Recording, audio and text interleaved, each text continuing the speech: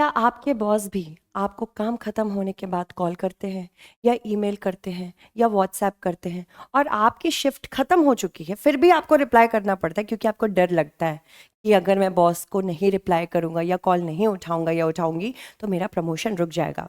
चलिए, ये सारे डर ना बहुत लंबे समय से हमारे साथ हैं, पर एक ऐसा विधेयक सुप्रिया सूले जो कि लोकसभा की एमपी हैं, उन्होंने इंट्रोड्यूस किया कि अगर ये विधेयक पास हो गया ना तो ये जो सारा सरदर्द है आफ्टर वर्किंग आवर्स के कॉल, ईमेल और व्हाट्सएप का सब खत्म हो जाएगा। हालांकि क्योंकि ये निजी सदस्य विधेयक है तो ऐसे विधेयक पास होना काफ़ी मुश्किल होता है और लॉ तो बहुत ही कम बनते हैं, तो इसीलिए थोड़ा सा क्वेश्चनेबल है। हालांकि हम देखते हैं कि ये विधेयक है क्या। तगड़ा विधेयक है अगर आ जाता है तो। कार्य से अलग होने का अधिकार मतलब राइट टू डिस्कनेक्ट, असल में कार्य से अलग नहीं हो जाएंगे, राइट टू डिस्कनेक्ट बिल है। यानी कि हमेशा फ़ोन पे ऑलवेज ऑन कल्चर जो हमारा है उसको अबैंडन करने का समय आ चुका है। अगर 10 से 6 काम कर रहे हैं आप या 9 से 5 कर रहे हैं, उसके बाद क्यों आपका बॉस आपको कॉल कर रहा है? क्योंकि हो सकता है आपने काम ठीक से ना किया हो या कुछ चीज़ें छोड़ दी हो, वो बात अलग है, उसमें तो आपको उठाना ही पड़ेगा। पर सारा काम ठीक है फिर भी अगर कॉल आ रहा है, फिर भी आपसे कांटेक्ट किया जा रहा है, इसका क्या मतलब है? इसका ये मतलब है कहीं ना कहीं आपके बॉस को आदत हो गई है कॉल करने की। तो ये विधेयक सुप्रिया सूले जी का जो लाया गया है 2025 का राइट टू डिस्कनेक्ट बिल है। इससे पहले भी 2019 में लाया गया था। तो राइट टू डिस्कनेक्ट बिल निजी सदस्य विधेयक है, ये याद रखिएगा, ठीक है? एक मिनट बच्चों। ठीक है, चलिए बच्चों, सॉरी, कभी कभी हो जाता है बीच में माइक ठीक करना। तो राइट टू डिस्कनेक्ट बिल बच्चों, इसके बारे में बात करते हैं। राइट टू डिस्कनेक्ट बिल 2025, ये इससे पहले 2019 में इंट्रोड्यूस किया गया था। ये 2025 का नया ड्राफ्टेड बिल है। 2019 में मूल रूप से इसको इंट्रोड्यूस किया गया था। ये सुप्रिया सूले ने किया है। सुप्रिया सूले लोकसभा की जो एमपी हैं, लोकसभा एमपी सुप्रिया सूले जी। ये क्योंकि मिनिस्टर नहीं है ना, तो इसी वजह से निजी सदस्य विधेयक है, प्राइवेट मेंबर बिल है। निजी सदस्य विधेयक या फिर प्राइवेट मेंबर बिल, पीएमबी, ठीक है? इसके बारे में भी चर्चा करेंगे। ये विधेयक डिजिटल उपकरण का स्वस्थ इस्तेमाल या स्वस्थ उपयोग एवं मानसिक संतुलन को बढ़ावा देने के लिए आया है, ठीक है? क्यों? क्योंकि आज के समय में मेंटल हेल्थ प्रॉब्लम्स मुख्य रूप से जॉब स्ट्रेस या फिर वर्क स्ट्रेस की वजह से हो रही हैं, है ना? तो ये वर्क स्ट्रेस की वजह से जो इतना टेंशन होता है, इसी वजह से सुप्रिया सूले जी ने ये विधेयक लाया है ताकि हमें हमेशा कनेक्टेड ना रहना पड़े काम से। तो क्या क्या इस विधेयक में बताया गया है ये देख लेते हैं। इस विधेयक में सबसे पहली चीज़ें तो ये बताई गई है कि प्रत्येक कर्मचारी को कार्यालय समय के बाद कार्य से अलग होने का अधिकार प्राप्त है। यानी कि अगर कोई व्यक्ति चाहे कि मेरा काम तो खत्म हो गया है, बॉस का फोन आ रहा है, परेशान कर रहे हैं, कभी कभी ऐसे बॉस भी होते हैं जो अच्छे होते हैं भाई, बहुत बार बॉस सिर्फ कुछ समय के लिए कॉल करते हैं, मतलब हर दिन नहीं होता है, कभी कदार अगर हो गया। कुछ होते हैं हर दिन कॉल करने की आदत हो जाती है ना? तो अगर आप उनका कॉल नहीं उठाएंगे तो उसमें अब कोई बड़ी बात नहीं रहेगी, क्योंकि बॉस के ऊपर अब ये आपका कोई ऑब्लिगेशन नहीं है कि अगर कॉल आ रहा है या मैसेज आ रहा है तो उठाना ही पड़ेगा या मैसेज का आंसर करना ही पड़ेगा। प्रत्येक कार्यालय समय के बाहर कॉल, ईमेल, संदेशों का उत्तर देने से इनकार भी कर सकता है और नियोक्ता कार्यालय समय के बाद कर्मचारियों से संपर्क करने की कोशिश कर सकता है, करेगा भी। पर अगर आपको लग रहा है कि मैंने तो सारा काम कर लिया, बहुत अर्जेंट नहीं है, मैं मना कर देता हूँ या फिर रिप्लाई नहीं करता हूँ, तो उसके लिए आपके ऊपर कोई भी ऐसा डिसिप्लिनरी एक्शन नहीं लिया जाएगा। कोई कर्मचारी स्वेच्छा से उत्तर देता है तो उसे सामान्य वेतन दर पर ओवर टाइम भुगतान भी किया जाएगा। ऐसा नहीं कि फ्री में ही सब है, तो अगर मान लीजिए आपको कॉल ऐप ने उठाया, आपको एक्स्ट्रा ओवर टाइम उसका मिलना चाहिए। जो कर्मचारी कार्यालय समय के बाद उत्तर नहीं देते, उनके खिलाफ किसी भी प्रकार की कार्यवाही नहीं होगी, कोई अनुशासनिक कार्यवाही नहीं होगी। नियोक्ता और कर्मचारी आपसी सहमति से अगर कोई डिसीजन लेते हैं कि हमें इन समय के बाद, या फिर अगर हम रोज बात करना चाहें तो किस समय से किस समय के बीच आप कॉल कर सकते हैं, तो या संपर्क करना चाहते हैं तो कब कर सकते हैं। ठीक है, इस बिल में सिर्फ यही नहीं है, ये भी कहा गया है कि डिजिटल डिटॉक्स केंद्र बनाना चाहिए। हर दिन अगर आप डिजिटली जुड़े हैं, सोशल मीडिया प्लेटफॉर्म्स इतने सारे हो गए हैं, और हमेशा आपको लगता है कि वर्क ईमेल्स, क्योंकि आप आजकल आपका वर्क व्हाट्सएप से जुड़ गया है या किसी प्लेटफॉर्म से जुड़ गया जिसमें आपको कॉन्टैक्टेड रहना ही पड़ेगा।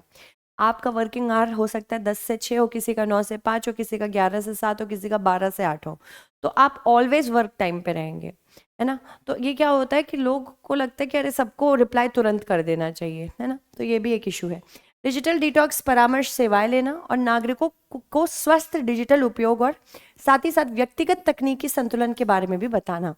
यहाँ पे ये भी बताया गया है अगर अनुपालन नहीं किया जाता तो दंड कितना होगा।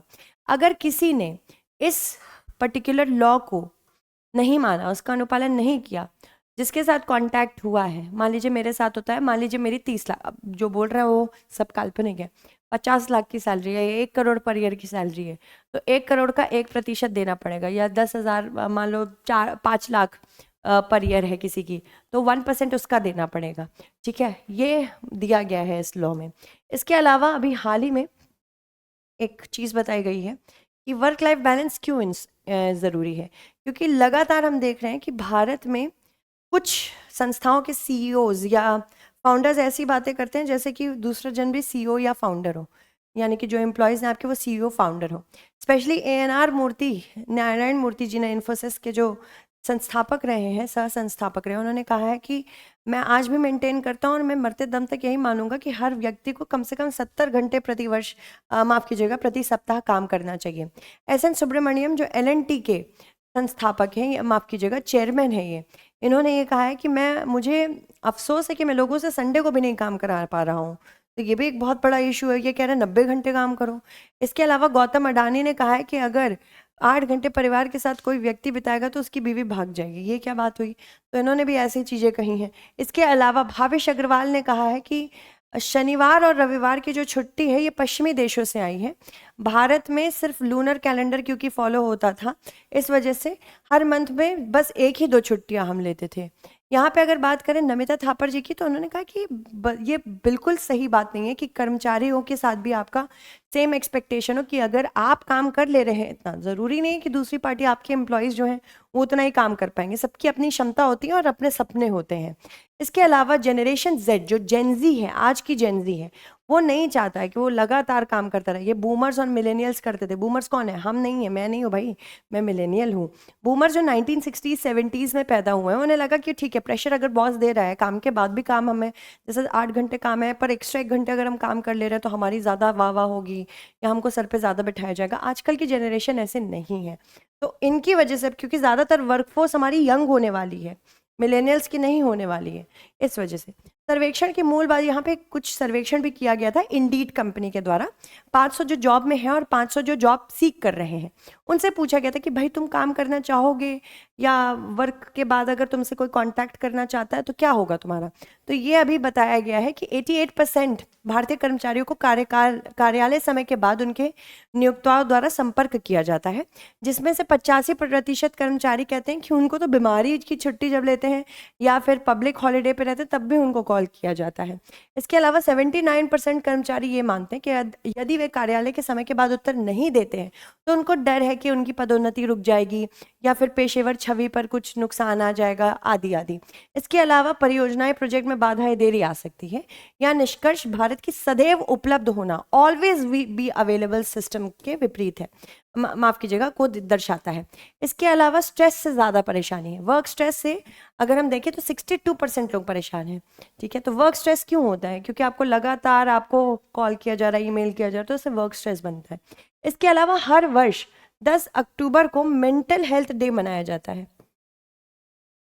10 अक्टूबर को मेंटल हेल्थ डे मनाया जाता है, मानसिक स्वास्थ्य दिवस। तो इसको ध्यान में रखते हुए स्वास्थ्य दिवस, इसको ध्यान में रखते हुए सुप्रिया सूले जी ने जो ये बिल लाया है बहुत ही महत्वपूर्ण है। इसके अलावा अगर हम बात करें कि पीढ़ियों में जो अंतर आया है वो कैसे आया है, बेबी बूमर्स 1960 70s बहुत ज़्यादा जल्दी बच्चे इस समय हुए हैं, इस वजह से बेबी बूमर्स कहा जाता है इनको। 88% बेबी बूमर कर्मचारी मानते हैं कि कार्यालय के समय बाद संपर्क किए जाने पे इसका मतलब है कि उनका महत्व बहुत है। दृष्टिकोण पारंपरिक कार्य संस्कृति को दर्शाता है कि निष्ठा से काम करो, निरंतरता से काम करो, हमेशा उपलब्ध रहो।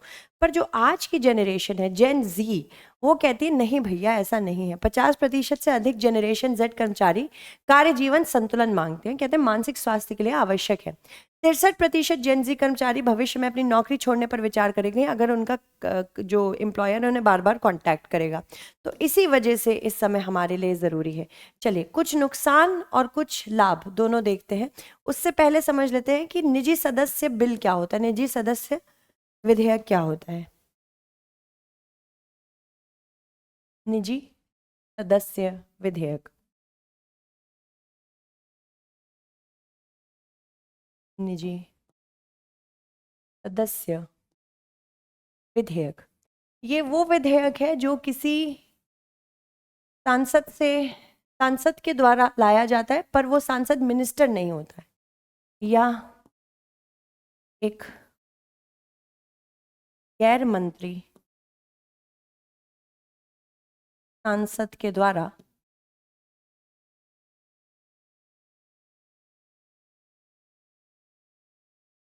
प्रस्तावित होता है।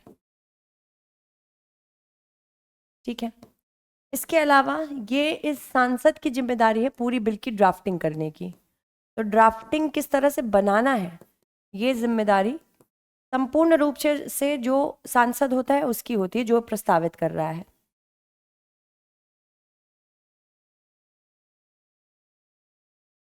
जो सांसद प्रस्तावित करता है। इसके अलावा ये स्पीकर, लोकसभा के स्पीकर और राज्यसभा के चेयरपर्सन पर निर्भर करता है कि इस बिल को हामी देनी है कि नहीं। हर लोकसभा में हर शुक्रवार को 2.5 घंटे का टाइम होता है जिसमें इसको डिस्कस किया जाता है। राज्यसभा में हर दूसरे सप्ताह के शुक्रवार को, तो कम समय मिलता है, हर दूसरे सप्ताह के शुक्रवार को समय कम मिलता है, इसलिए प्राइवेट मेंबर बिल बहुत जल्दी पास नहीं होता है। ये विधेयक बहुत जल्दी पास होके बनता नहीं है लॉ। सबसे बड़ा चैलेंज यही है। हालांकि बहुत अच्छी बात है अगर बिल बार बार आता है। तो प्रक्रिया क्या है बता चुकी हूँ ऑलरेडी। इसके अलावा अगर बात करें निजी सदस्य विधेयक क्यों महत्वपूर्ण है, कई बार ऐसा होता है कि क्योंकि सांसद है, बहुत सारे सांसद है जिनके पास अपनी खुद की मेंटल फैकल्टीज है, जो चीज़ों की कमी होगी, जिन चीज़ों की कमी होगी, गैप्स होंगे, उनको फिल करने के लिए यहाँ पे सांसद एक नीतिगत नवाचार करते कि हम नया बिल लेके आए। जैसे ये पर्टिकुलर बिल है राइट टू डिस्कनेक्ट बिल, ये कार्यालय समय के बाद कार्य संबंधी संचार को अनदेखा करने के कानूनी अधिकार प्रदान करता है। इसके अलावा सुधार की संभावनाओं की बात करें, पुराने कानून या उभरते मुद्दों पर बहस प्रस्तावित करते हैं, स्पेशली जिस पर सरकार नहीं करना चाहती है, जैसे कि right of transgenders person bill 2014। Party line से परे अभिव्यक्ति दिखाता है कि अगर कोई पार्टी नहीं कर रही है पर पार्टी का कोई एमपी कर रहा है तो उसकी अभिव्यक्ति को भी व्यक्त करने की कोशिश करता है। हालांकि कुछ प्रॉब्लम्स हैं इसमें, जैसे कि इसके अलावा नियंत्रण और संतुलन बनाता है, यानी कि चेक्स एंड बैलेंसेस। अगर कोई गवर्नमेंट नहीं कर पा रही है कोई काम जो कि करना ज़रूरी है, यहाँ पे निजी सांसद कर सकते हैं। निजी सदस्य विधेयकों में गिरावट भी बहुत आई है क्योंकि बार बार देखो स्थगन के कारण नॉर्मल बिल तो डिस्कस हो नहीं पाते, निजी सांसद बिल तो वैसे ही नहीं हो पाएंगे। इसके अलावा 17वीं लोकसभा 2019-24 की बात करें, 19 से 24 की बात करें, तो लोकसभा में 729 और राज्यसभा में 705 बिल्स लाए गए थे, जिसमें केवल 2 लोकसभा में और केवल 14 राज्यसभा में कम से कम डिस्कशन कर चुके। तो यहाँ पे ये प्रॉब्लम्स है। अगर हम बात करते हैं इस बिल की, ये बिल अगर ये विधेयक पास हो जाता है तो कैसे फायदा होगा, तो लाभ एवं नुकसान दोनों को देखते हैं। लाभ एवं नुकसान।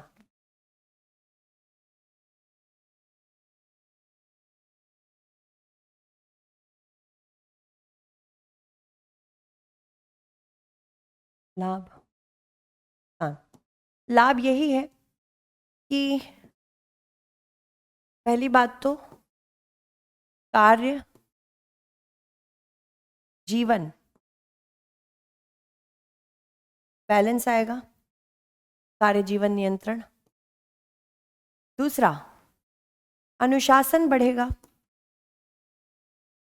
क्योंकि लगेगा कि भाई हमको ये काम आज ही कंप्लीट करना है, अगर हम छोड़ के जाएंगे तो फिर कॉल आएगा, तो कार्य अनुशासन भी बढ़ेगा। इसके अलावा फोकस में बढ़ोतरी होगी, फोकस में बढ़ोतरी, साथ ही साथ वर्क स्ट्रेस कम होगा, कार्य से संबंधित।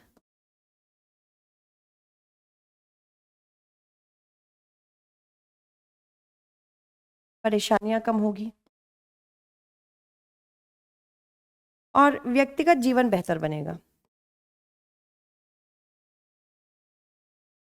पारिवारिक जीवन बेहतर बनेगा।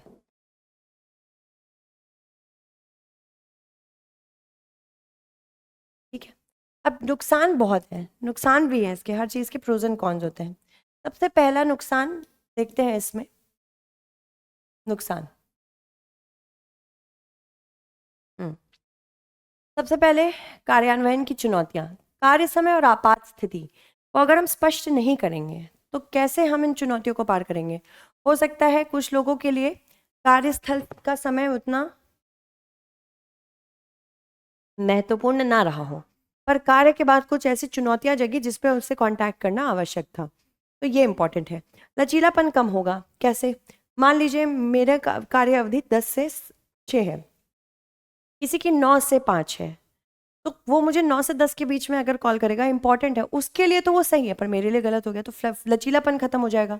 मुझे बोला जाएगा या उन्हें बोला जाएगा आप दोनों एक ही समय पे काम करिए, तो लचीलापन वर्क फ्रॉम होम के लिए खराब है। प्रतिस्पर्धात्मकता को खतरा रहेगा, यानी कि कुछ लोग हो सकते हैं सोचे कि नहीं नहीं हमको तो काम करना ही है, वर्क आवर्स के बाद भी हम फ़ोन पे बात करेंगे। कोई कहेगा नहीं नहीं ऐसा नहीं है, हम एक काम करते हैं, हम किसी भी प्रकार से परेशान नहीं होंगे और प्रतिस्पर्धात्मकता लोगों में कम होने लगेगी, लगेगा कि ठीक है फ़ोन नहीं उठाते। उसके बाद ग्राहक और क्लाइंट की आवश्यकताएं भी होती, कई बार क्लाइंट चाहता है कि भाई क्लाइंट चाहेगा कि मेरे जो सर हैं या जिनसे हमने प्रोडक्ट लिए वो हमेशा हमसे टच में रहे, तो ये भी प्रॉब्लम है। संस्कृति से भी टकराव है। इसके अलावा लेटर बनाम स्पिरिट का जोखिम है, कंपनियां तकनीकी रूप से नियमों का पालन कर सकती हैं, लेकिन वास्तविक कार्य संस्कृति में सुधार अगर नहीं करेंगे, उन्होंने सोचा कि ठीक है ये तो उठाता है, देखो इसके बाद और हो सकता है कि लॉ आने के बावजूद ये फ़ोन उठाता है ना, ये चाहे तो फ़ोन नहीं उठाता और एक्स्ट्रा भी नहीं मांगता है, तो इसकी पदोन्नति जल्दी करो, तो ये भी एक इशू हो सकता है। तो प्रॉब्लम्स तो हैं। देखो क्वेश्चन देखो, निम्नलिखित में से कौन से कथन निजी सदस्य विधेयकों के बारे में सही है? केवल वे सांसद जो मंत्री नहीं है पीएमबी प्रस्तुत करते हैं प्राइवेट मेंबर बिल। लोकसभा में हर शुक्रवार को 2.5 घंटे और राज्यसभा में प्रत्येक वैकल्पिक शुक्रवार को पीएमबी पर चर्चा होती है। भारत से में पारित होने वाला पहला PMB rights of transgender bill 2014 था। पीएमबी की सफलता दर सरकारी विधेयकों से अधिक होती है। तो यह आपको कमेंट्स में बताना है, ठीक है? एक बार मुझे उन बच्चों का नाम लेना चाहिए जिन्होंने लास्ट क्वेश्चन सही दिया है, आंसर उसका। 2 मिनट रुकिएगा बच्चों।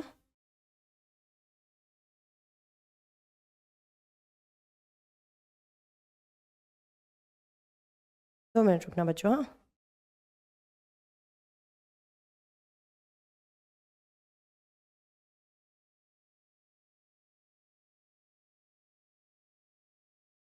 बी आंसर था।